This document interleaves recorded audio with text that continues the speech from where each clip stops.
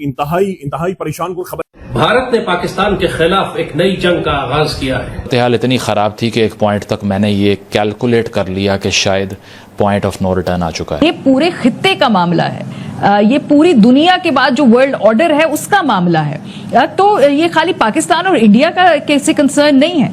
आप किस तरह से देख रहे हैं अगर कुछ सिचुएशन बनती है खुदा ना। We are the most disappointed कि इंडिया की आवाम ने किस किस्म के मर्डरस सियासी जमात को पावर मिली है। But that's there right. Allah ये करे कि इनको समझ आ जाए कि इनके साथ हुआ क्या है। ये सिर्फ पाकिस्तान वाली बात नहीं है। इंडिया की जो हिस्टोरिकल डेस्टिनी है that doesn't lie in Hindu Raj, that still lies in secular. इस वार के बाद के जो असरात हैं जो अभी नहीं मिलेंगे, अभी चंद दिन बाद जाके निकलेंगे। और न्यूक्लियर फैसिलिटी जब आप प्रोटेक्ट करते हैं तो जारी बात है अगर ये नहीं होता। आज वो बीबी अलीमा खान ने भी एकदम कह दिया कि जी देखें पिंडी तक ड्रोन आ गया। और मैं आपको जरूर बताना चाहूंगी, मेरी रात हम लोग की कैंट में रहती हूँ, मैं एयरफोर्स के एरिया में रहती हूँ, सारी रात हमारे घर पे क्या आवाजें आती रही। सुने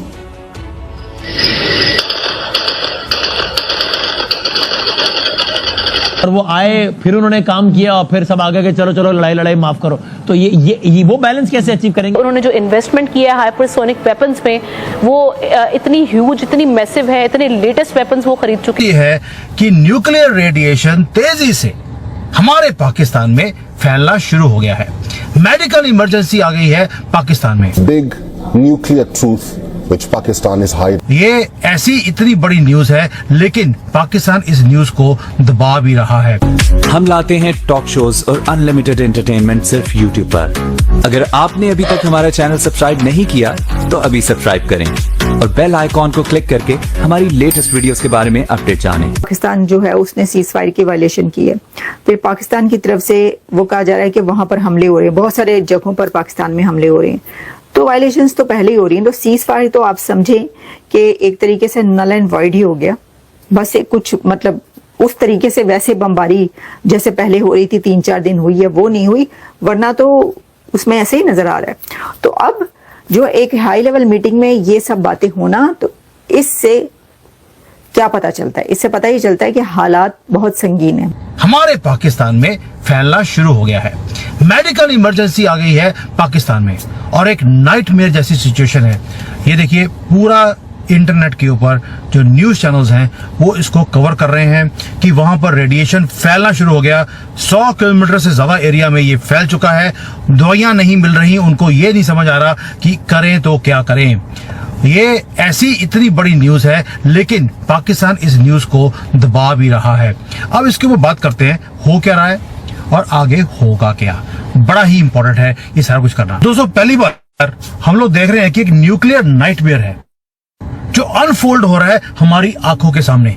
ये कोई हॉलीवुड बॉलीवुड की मूवी नहीं है, कोई यूक्रेन में नहीं हो रहा, ये हो रहा है हमारे कंट्री के साथ में लगा हुआ पाकिस्तान में। और इसकी भविष्यवाणी बहुत पहले 70 साल पहले एक किताब में होगी थी। उस किताब के बारे में बताऊंगा कि क्या कुछ बताया है कि पाकिस्तान में क्या होगा और कैसे होगा, कौन करेगा और इसका अंजाम क्या होगा, क्या इसका असर हमारे ऊपर होगा नहीं होगा, ये सारा कुछ भी मैं आपके सामने रखने वाला हूं दोस्तों। लेकिन सबसे बड़ी हैरानी की बात क्या होती है कि जो वर्ल्ड मीडिया है, स्पेशली जो वेस्टर्न मीडिया है, वो इस लीक को लेकर बिल्कुल साइलेंट है।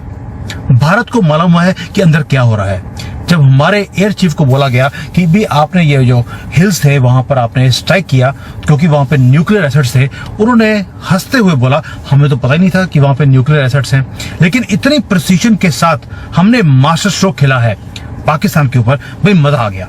आपने जहां से न्यूक्लियर वेपन बाहर निकलने थे उसका रास्ता तोड़ दिया, वो निकल नहीं सकते। जहां से एग्जिट कर सकते थे आपने वो भी खराब कर दिया।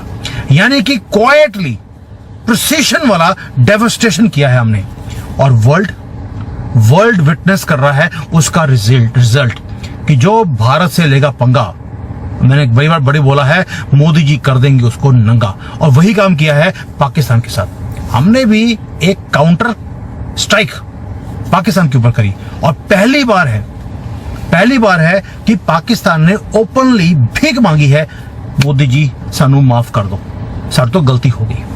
अब किराना जो हिल्स हैं उसमें हो क्या रहा है दोस्तों, जो ये हिल्स हैं उसके 100 किलोमीटर के रेडियस में आप ये देख लीजिए, इमरजेंसी इवैक्यूएशन हो रही है, लोगों को पकड़कर बाहर निकाला जा रहा है, वार्मर वॉमिटिंग हो रही है, रेडिएशन जो डिटेक्शन एयरक्राफ्ट है अमेरिका के वो वहां पर घूम रहे हैं और 2 दिन हो गए अभी तक वो ऑपरेशन खत्म नहीं हुआ है। और ये इसको पाकिस्तान छुपा क्यों रहा है? क्योंकि उसकी नाक काट दी हमने।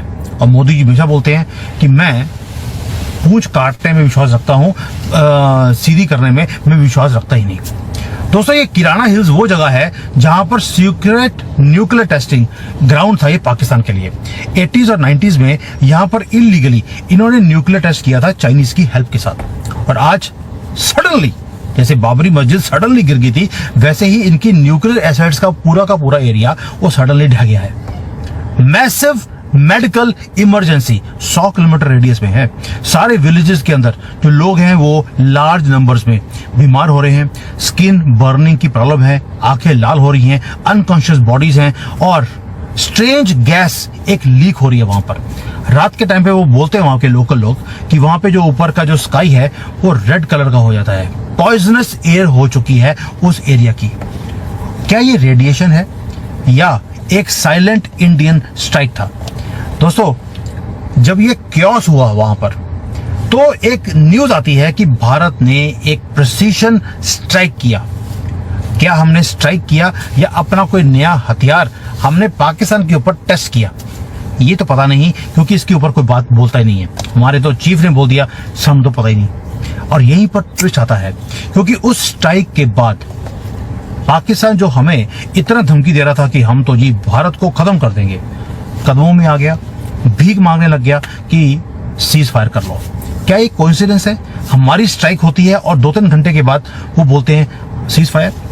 और मोदी जी ने एक लाउड एंड क्लियर मैसेज भेज दिया पाकिस्तान को कि तुम्हारे वेपन्स के रास्ते को हमने डिस्ट्रॉय किया है, अगली बार तुम्हें मिट्टी में मिला देंगे। The war is not over. मेरी एक बात याद रखिएगा, बिल्कुल, ये दुश्मन इतना मक्कार है हमारा कि ये अपने जख्म चाट रहा है। ये किसी वक्त के ऊपर भी हमारे ऊपर हमलावर हो सकता है। इसको ब्रीदिंग टाइम नहीं देना चाहिए। ये जो सुलह सफाई की और सीज फायर की बात की है और ट्रंप साहब ने कहा कि जी हम बैठ के इसको मीडिएट करूंगा, अगर वो देर करते हैं तो ये हमारे खिलाफ जाती है बात, ये याद रखिए। उनको ब्रीदिंग टाइम मिलेगा, वो असला इजराइल के थ्रू और मुख्तलिफ सोर्सेज से, अमेरिका से वो असला धर लेंगे और हमारे ऊपर अपनी बर्तरी को जाहिर करने के लिए किसी वक्त भी वो न किसी इंटरनेशनल लॉ का ख्याल करेंगे, न किसी मॉरलिटी का ख्याल करेंगे, न आगे पहले किया ना आप करेंगे। तो हिस्ट्री है वो ये बताती है कि पाकिस्तान की जो मुख्तलिफ हुकूमतें हैं, ख्वाह वो फौजी हुकूमतें थी या सियासी हुकूमतें हैं, इवन मौजूदा हुकूमत है, आप देख लें कि कभी किसी पाकिस्तान के लीडर ने या वजीर खारजा ने कभी भी ये नहीं कहा कि जो अखंड भारत का नजरिया है ये सिर्फ पाकिस्तान नहीं बल्कि पूरे साउथ एशिया की सलामती के लिए खतरा है। हाँ, हमारा दफ्तर खारजा जो है वो एक स्टेटमेंट जारी करता है कि जी इंडियन पार्लियामेंट में जो अखंड भारत का नक्शा लगाया गया है ये काबिल मजम्मत है, लेकिन जिस तरीके से हमारे प्राइम मिनिस्टर्स को और फॉरेन मिनिस्टर्स को इंटरनेशनल लेवल पर ये जो अखंड भारत का जो नजरिया है जिसमें आरएसएस नहीं बल्कि बीजेपी भी इन्वॉल्व है, इसको एक्सपोज करने की जरूरत। इसमें तो आपके पास नेचुरल एलाइज मौजूद हैं। हमें चाहिए कि हम यूनाइटेड नेशंस में जाएं, वहां पे रेजोल्यूशन मूव करने की कोशिश करें कि ये इंडियन पार्लियामेंट में एक नक्शा लगाया हुआ है इन्होंने और इस नक्शे के मुताबिक ये साउथ एशिया के 7-8 ममालिक को खत्म करना चाहते हैं और ये हमारी सलामती के लिए खतरा है। तो अब तो सिचुएशन जो है और भी जो है वो आपके लिए फेवरेबल है। आपके पास अब एविडेंस आ गई है कि इंडियन पार्लियामेंट में किस किस लीडर ने ये तकरीर की है। अमित शाह ने तकरीर की है अभी थोड़े दिन पहले कि अगर जंग जो है वो 3-4 दिन लेट हो जाती तो ये पाकिस्तान जो है ये अखंड भारत का हिस्सा बन जाता। आप सबूत पेश कर सकते हैं कि जनाब ये तो अखंड भारत का नजरिया इंटरनेशनल लॉ की वायलेशन है। तो आपको ये वीडियो कैसा लगा कमेंट बॉक्स में जरूर लिखिए। इस वीडियो को लाइक कीजिए, शेयर कीजिए, सब्सक्राइब करना ना भूलिए आपके चैनल EFC को। तो मिलते हैं अगली वीडियो में। जय हिंद।